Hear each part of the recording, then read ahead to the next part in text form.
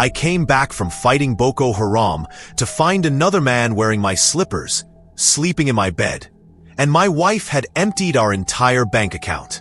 But what happened next will shock you. My name is Chitty, and this is how losing everything became the best thing that ever happened to me. I gave her everything, my heart, my dreams, my future, and every naira I earned fighting for this country. But while I was in the trenches of Borno State, dodging bullets and protecting Nigeria from terrorists, she was busy destroying everything we built together. This is my story. How I went to war as a proud Nigerian soldier and came home to find that the woman I loved had erased me from her life like I never existed. Listen, I wasn't always a soldier. I was just a young man trying to make it in this Lagos hustle. You know how it is. Everyone fighting for their own survival in this concrete jungle we call home.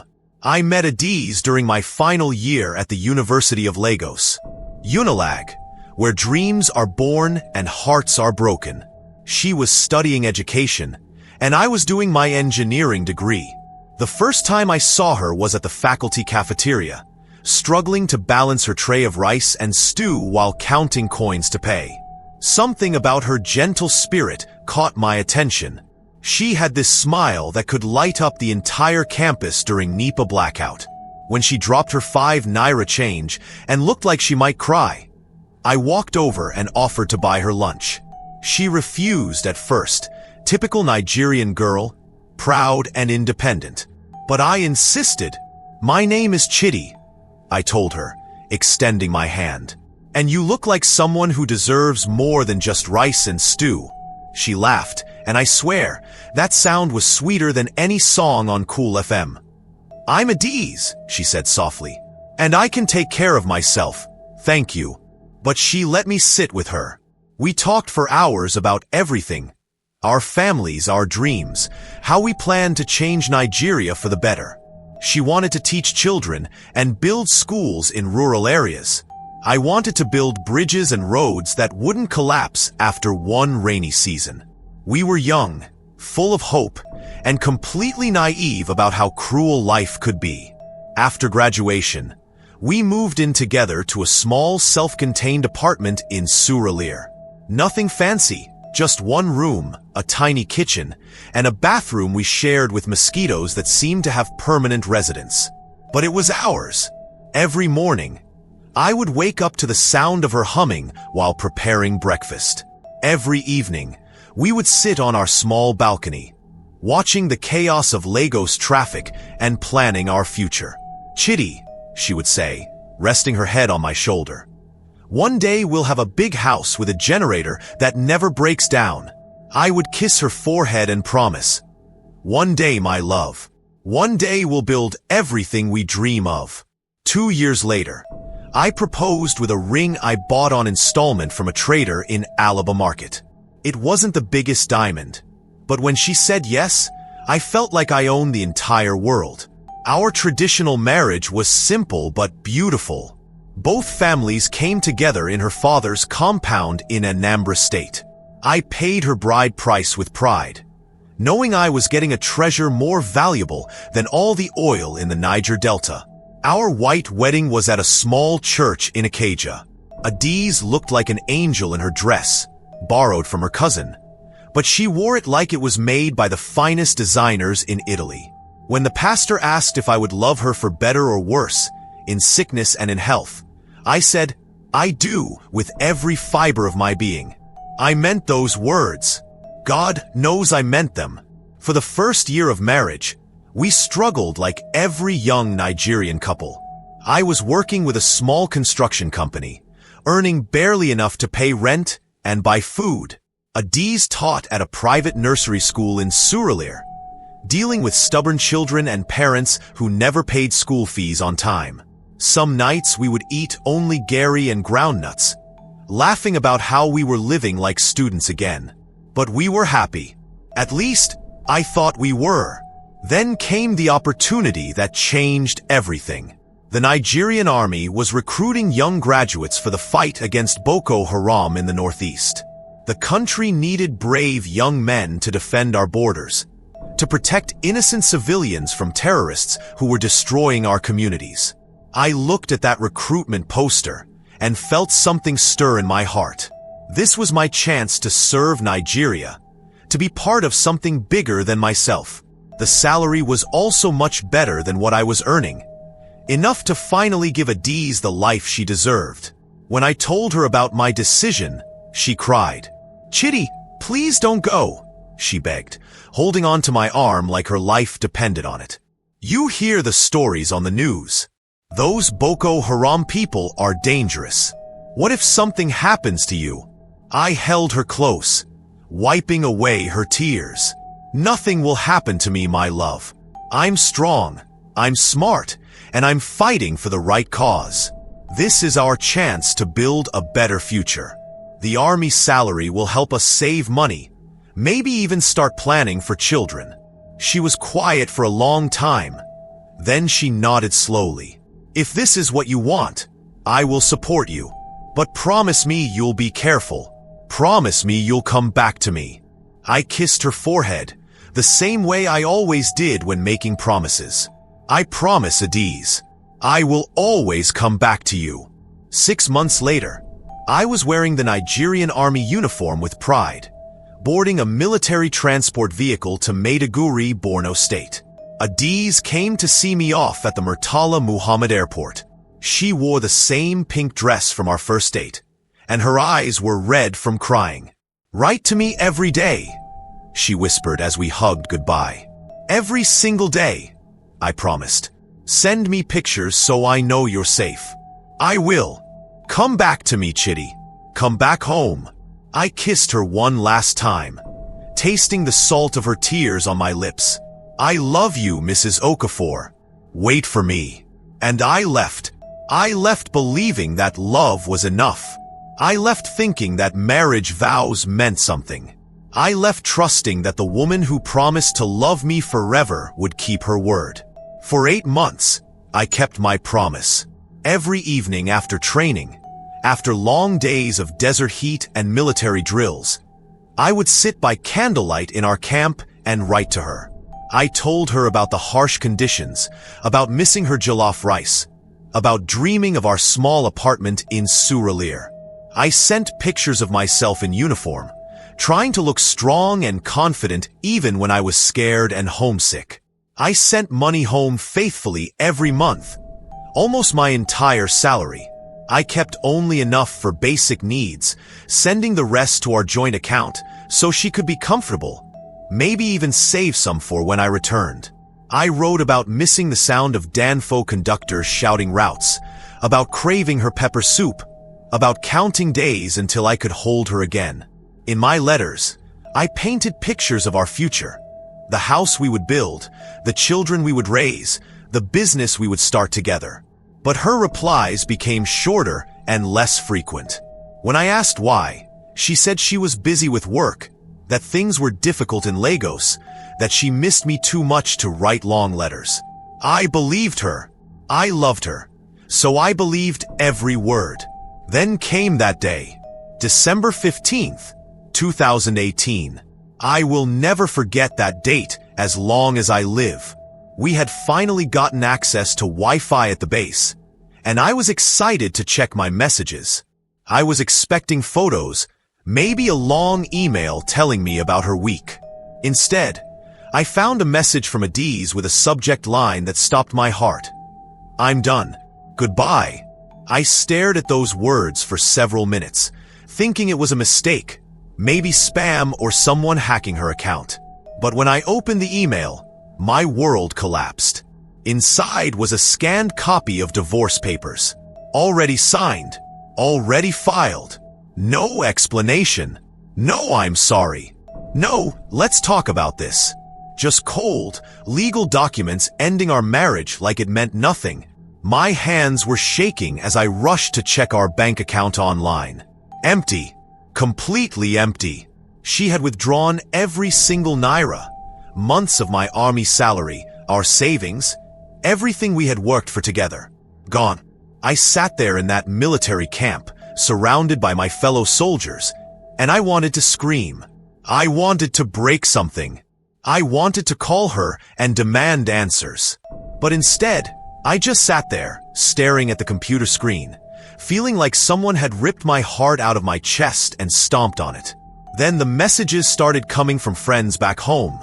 Screenshots from Facebook and Instagram. Photos that cut deeper than any bullet could. There was a man in our apartment. A man wearing my house slippers. A man sitting on the couch I bought with my first salary. A man sleeping in the bed where I used to hold my wife and whisper dreams about our future. My clothes, the ones I left behind, the suits I wore to job interviews, the casual shirts she used to steal and wear around the house. All of it dumped in black nylon bags on the street like common refuse. She had even changed the locks, like she was trying to erase every trace that I ever existed in that space. I was thousands of kilometers away, defending Nigeria from terrorists, sleeping on hard bunks and eating military rations. And she had replaced me like I was nothing, like 3 years of love, laughter, and promises meant absolutely nothing to her. The worst part wasn't even the divorce or the empty bank account.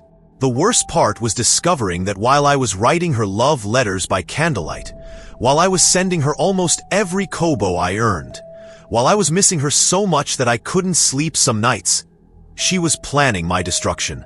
How long had she been planning this? How long had she been lying to me? How many of those short replies were written while another man was in our home, in our bed? That night, I called her. My hands were trembling as I dialed her number, hoping somehow this was all a terrible misunderstanding. She answered on the first ring, like she had been waiting for my call. "Adiz, what is this?" I asked, my voice breaking. "What are these papers? What happened to our marriage?" Her voice was cold, different from the woman who used to whisper sweet words to me. "I found someone else, Chitty. Someone who can actually be here for me. I'm tired of being married to a ghost." "A ghost?" "I'm serving our country. I'm fighting so that people like you can sleep peacefully at night. And I'm supposed to wait forever? I'm supposed to live like a widow while you play soldier." I couldn't believe what I was hearing. This was the same woman who had cried when I left, who had promised to wait for me, who had signed marriage papers promising to love me through better and worse. "Adiz, I love you. We can work this out. I can request a transfer. Come back to Lagos. We can fix this." She laughed, a bitter sound that I had never heard from her before. "There's nothing to fix, Chitty. I've moved on. You should do the same." The line went dead, and with it, everything I thought I knew about love, loyalty, and marriage died too. I was still a soldier. I still had duties to perform, a country to serve, brothers in arms depending on me. So I dried my eyes, put on my uniform, and continued fighting. But inside, I was completely broken. The woman I had given everything to had not just left me. She had destroyed me systematically, strategically, completely. While I was risking my life for Nigeria, she had taken everything that was mine and handed it to another man. But this story doesn't end here. Because sometimes, the worst betrayal becomes the beginning of your greatest comeback. Sometimes, when people try to bury you, they forget that you might be a seed. I was about to learn that the same strength that made me a good soldier would help me rebuild from nothing. But first, I had to survive the coming home. When my deployment ended 6 months later, I didn't come home to celebration or welcome parties. I landed at Murtala Muhammad Airport with nothing but a military duffel bag and a heart full of broken dreams. The Lagos I returned to felt different, colder, more hostile. Or maybe it was just me that had changed. I took a taxi to what used to be our apartment in Surulere, still hoping somehow this was all a nightmare I would wake up from. But when we pulled up to the familiar building, I saw him. Another man was coming out of what used to be my home, jingling keys that used to be mine, whistling like he owned the world. "Oga, this not the place?" the taxi driver asked, looking at me with curious eyes. I stared at that man, tall, dark, wearing a polo shirt that looked expensive. He was everything I wasn't in that moment. He had a home, stability, my wife. And I was just a displaced soldier with nowhere to go. No, I told the driver quietly. This is not the place anymore. For the next 3 weeks, I slept in my old Honda Accord behind a church in Acacia. Yes, the same car Adiz and I used to joke about. How it would break down at traffic lights and embarrass us in front of other motorists. Now it was my bedroom, my shelter, my only remaining possession. Those nights were the darkest of my life. I would lie in the back seat, listening to night vigil prayers from the church, watching security men patrol with flashlights, wondering how my life had become so small. Sometimes other homeless people would knock on my window, thinking I was just another person seeking shelter. In a way, they were right. During the day, I would use the church restroom to wash up, then walk around Lagos looking for work. Any work. My army experience didn't seem to matter to employers. They would look at my CV, nod politely, then tell me they would get back to me. Nobody ever did. You know what hurt the most? Running into people who knew us as a couple. Former classmates, neighbors, even the mama who used to sell us breakfast near our old apartment. Their eyes would fill with pity when they saw me alone, looking rough around the edges. Some would ask about Adiz with fake concern in their voices. Where is your wife? We heard you people separated. How are you coping? This life can be hard. Oh, sorry about what happened. We always knew something was not right with that girl. The last comment always made me angry. If they always knew, why didn't anyone warn me? Why did everyone become wise after the disaster? But the worst encounters were with our mutual friends. People who used to invite us to their parties as a couple now avoided me, like I had a contagious disease. It seemed like everyone had chosen sides, and somehow, the wife who cheated and stole was more popular than the husband who served his country. One evening, I ran into Emeka, my former best man, at a beer parlor in Acacia.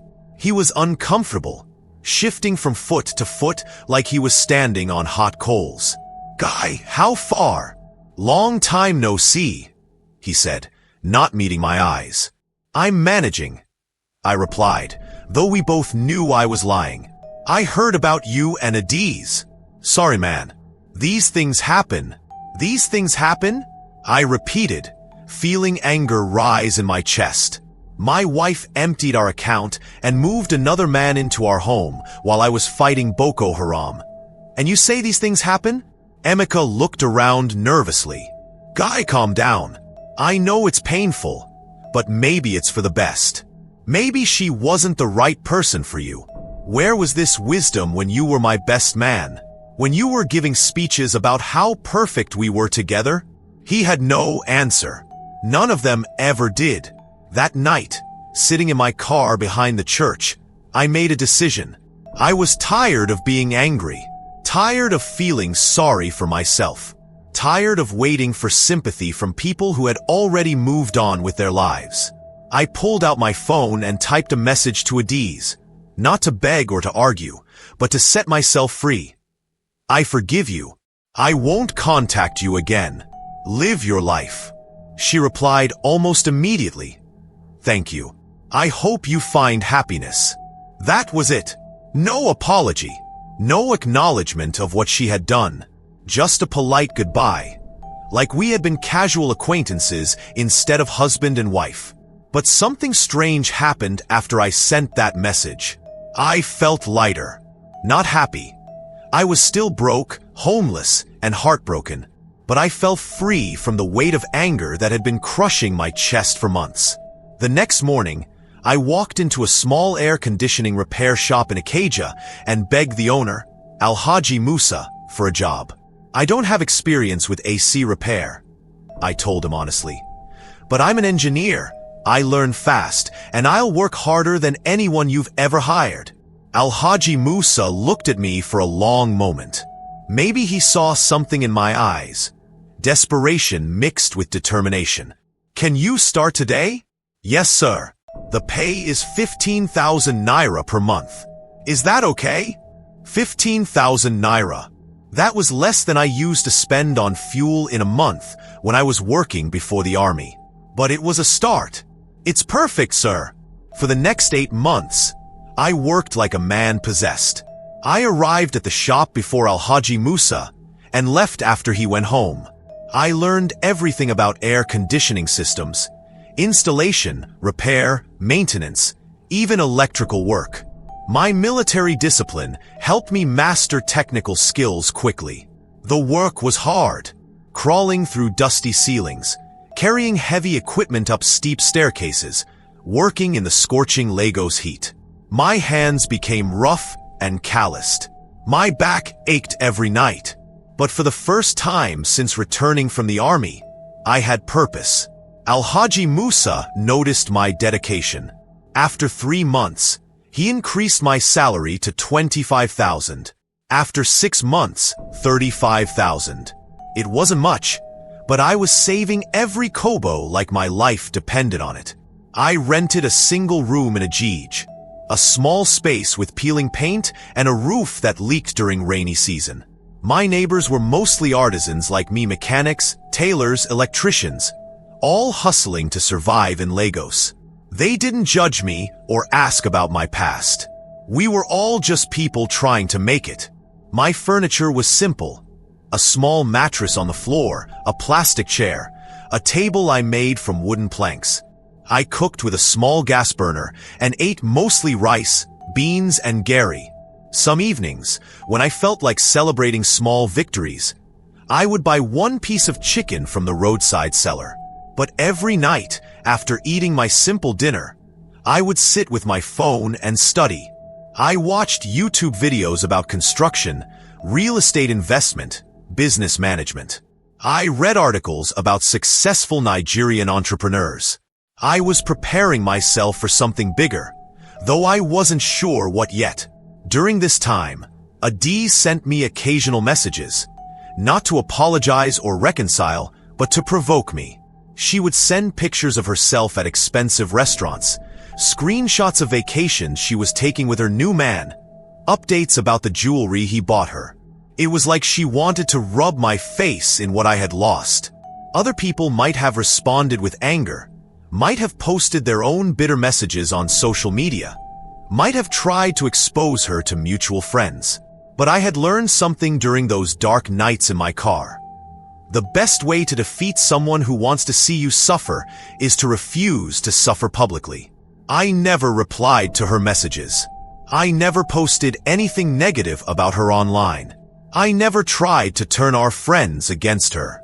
I just focused on my work, my studies, and my quiet rebuilding. After a year of working for Alhaji Musa, opportunity came calling in an unexpected way. I was repairing an air conditioning unit at a hotel in Victoria Island when I met Mr. Chukwuma, a building contractor. He was impressed with my work and started asking questions about my background. "You're too skilled to be just an AC technician," he told me. "Your approach is very systematic, very professional." I told him about my engineering background and military service. He offered me a job as a site supervisor for a residential project he was starting in Lekki. The pay was much better, 80,000 naira per month, plus allowances. More importantly, it was a chance to use my engineering knowledge and gain construction experience. I worked on that Lekki project for 8 months, managing workers, ensuring quality control, coordinating with architects and engineers. Mr. Chukwuma trusted me completely. When the project was completed ahead of schedule and under budget, he gave me a bonus and offered to help me start my own construction company. "Chidi," he said, "you have something special. You're honest, hardworking, and you understand both the technical and business sides of construction. Nigeria needs more people like you." With his mentorship and a small loan he helped me secure, I registered Okafor Construction Limited. It started with just me and 2 laborers, taking small jobs, painting houses, building small structures, renovating apartments. But word spread quickly about our quality work and honest dealing. In Lagos construction industry, these qualities are rare. Soon, we were getting bigger contracts. I hired more workers, bought equipment, even got an office space in Ikeja. 2 years after sleeping in my car behind a church, I was running a successful construction business with 12 employees and contracts worth millions of naira. But success in business didn't heal the loneliness in my heart. I had money now, respect, a growing reputation, but I went home every evening to an empty apartment, ate dinner alone, and wondered if I would ever trust anyone enough to love again. Then I met Ngozi. It was at a school event in Abuja. I had traveled there for a construction project, renovating a government school complex. The project had a community engagement component, and local teachers were invited to provide input. Ngozi was one of those teachers. She taught primary 4 at a public school in Wuz. When she spoke about the challenges her students faced, overcrowded classrooms, broken desks, poor lighting, her passion was infectious. She wasn't just talking about education. She was talking about transforming lives. After the meeting, I approached her. "Excuse me, your presentation was very moving. I'm Chidi, the contractor handling this renovation." She smiled. Not the flirtatious smile I had grown used to from women who heard about my business success, but a genuine warm smile. "I'm Ngozi. Thank you for taking this project seriously. Most contractors just want to finish quickly and collect their money." We talked for an hour about education, community development, and the future of Nigerian children. She was intelligent, passionate, and completely unimpressed by my business achievements. She was more interested in whether I planned to use local labor for the project, and if I would hire some of her former students who needed work. I found myself visiting that school more often than necessary, always finding excuses to consult with Ngozi about the renovation.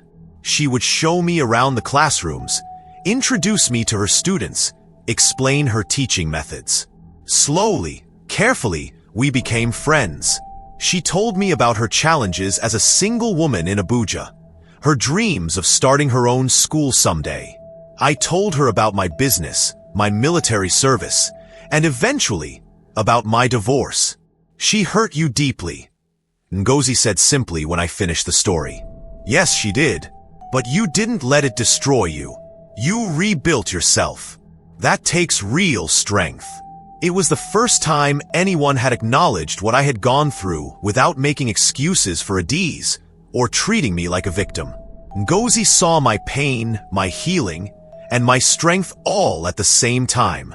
6 months later, I asked her to be my wife, not because I was lonely or trying to prove anything to my ex-wife, but because I had genuinely fallen in love with her heart, her mind, and her spirit. Our wedding was small but beautiful, a celebration of 2 people who had both survived difficult chapters and were ready to write a new story together. By this time, Okafor construction had grown significantly. We had contracts across Lagos, Abuja, and Port Harcourt. I owned a beautiful house in Lekki, drove a Toyota Camry that never broke down, and had enough money in the bank to sleep peacefully. Life was good, not perfect.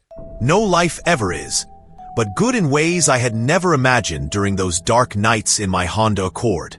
Then, 3 years into my marriage with Ngozi, fate arranged an encounter I never expected. I was in Lagos for a business meeting when Ngozi called. She was visiting her sister in Ikeja and wanted to attend a career day event at a local secondary school. As her husband and a successful businessman, would I mind speaking to the students about entrepreneurship? I agreed, of course. Speaking to young people about business and perseverance had become something I enjoyed. The event was at Government Secondary School, Ikeja. I spoke to about 200 students about setting goals, working hard, and never giving up on their dreams. The questions they asked were brilliant, their energy infectious. As I was walking to my car after the event, I heard a voice behind me that I hadn't heard in 5 years. "Chitty!" I turned around, and there she was, Adiz, but not the confident, radiant woman I remembered. This version looked tired, older than her years, with stress lines around her eyes and a weariness in her posture that hadn't been there before. She was carrying a clipboard and wearing a visitor's badge. Apparently, she had been at the school for some other event. "Hello, Adiz," I said calmly. "I didn't know you would be here. I saw your name on the speaker list, but I thought it might be someone else." There was an awkward silence. I could see her studying me, my confident posture, my well-tailored suit, the car keys in my hand for a vehicle that actually worked properly. "You look good," she said finally. "I've been following your business online. Okafor Construction is doing very well." "Thank you. I'm proud of you, Chitty. Really proud." I looked at her carefully. The woman who had destroyed my life, emptied my account, and replaced me while I was serving Nigeria was telling me she was proud of me. The irony wasn't lost on me.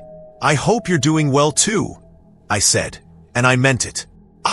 She started, then stopped. For a moment, her composed facade cracked, and I saw something that looked like regret. "I made a lot of mistakes, Chitty. A lot of mistakes. We all do," I replied. "But we learn from them and move forward." She nodded, tears beginning to form in her eyes. "The man I left you for, he left me 2 years ago, took everything and disappeared. I lost the apartment, lost my savings, lost everything. I felt a moment of something, not satisfaction, but a deep sadness, not for my own past pain, but for the waste of it all, the unnecessary destruction, the lives that could have been different if people had just chosen to be honest and kind. I'm sorry that happened to you," I said, and I meant that too. "Are you married now?" she asked, though she had probably already researched this online. "Yes. Her name is Ngozi. She's a teacher. We're very happy." Adiz smiled through her tears, a real smile this time, not bitter or fake. "I'm glad. You deserve happiness, Chitty. You always did. So do you, Adiz. I hope you find it." I meant those words, standing there, looking at the woman who had once been the center of my universe and the source of my greatest pain. I felt only peace. No anger, no bitterness, no desire for revenge. Just peace. "Take care of yourself," I said, extending my hand for a handshake. She took it, holding on perhaps a moment longer than necessary. "Take care, Chitty. And thank you." "For what?" "For being the man you are, even after everything." I walked away from that encounter feeling something I hadn't expected. Gratitude. Not gratitude for what she had done to me, but gratitude for who I had become because of it.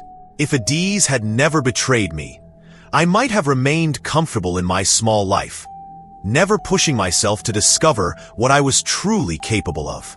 I might never have developed the resilience that now defines me.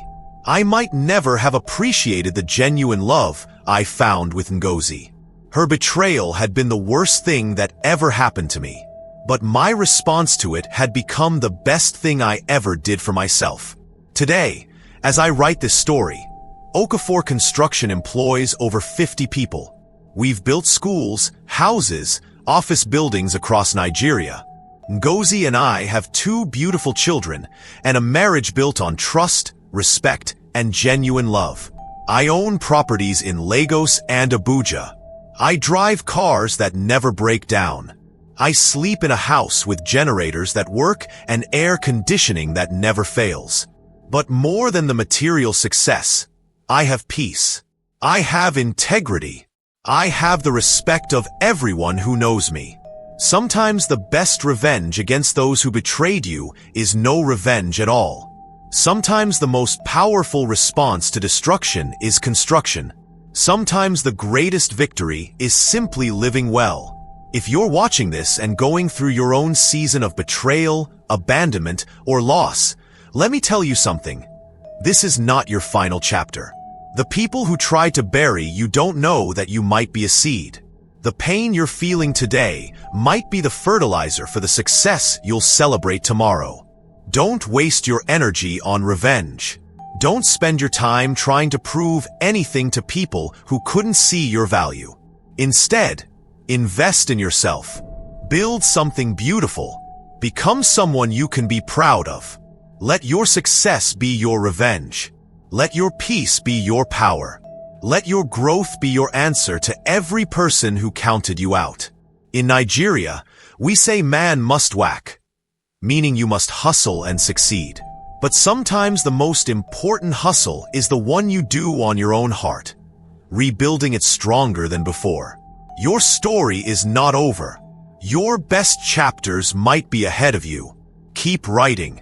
If this story touched your heart, please hit that like button, share it with someone who needs to hear it, and don't forget to subscribe for more stories of resilience and redemption. Remember, you are not alone in your struggle, and your current situation is not your final destination. Thank you for listening to my story. This is Chidi Okafor, reminding you that sometimes life's greatest setbacks become your greatest comebacks. If this story touched your heart, hit that like button, drop a comment about your own journey, and don't forget to subscribe. Someone watching needs to hear that their story isn't over. In Nigeria, we say man must whack.